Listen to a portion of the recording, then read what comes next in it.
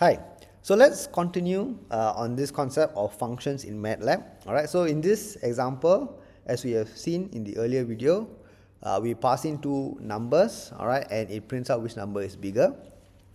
Okay, similar to C, you can also choose to have the function return a value. Alright, so to do that, what I need to do, I just need to specify the variable name. So in this case, for example, I can say max equals to my max, and I just need to assign max to the value that I want. So in this case, if num1 is greater than num2, then max is num1.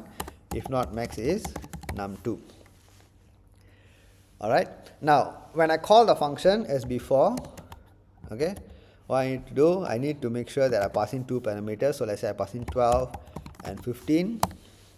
Then it returns, it says that 15 is bigger, and it returns 15. Alright, so that is why 15 is stored in the default variable name answer. Alright, now if I want the return value to be stored in a particular variable, I just need to specify that when I call the function. Correct, so I can say that, for example, max result equals to my max. Okay, then I say maybe 15, okay, give another number, 25 and 21. Alright, so I'm passing in two parameters to my max, and I'm specifying a variable to store the return value, which is max result. So now when I call it, I will create a new variable called max result, and the return value, in this case 25, because 25 is bigger.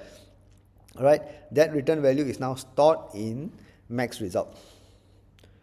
Alright, so this gives you an idea on how to extend this concept of functions to have input parameters as well as a return value. Alright, so thank you for watching, and I'll see you in my next video. Bye.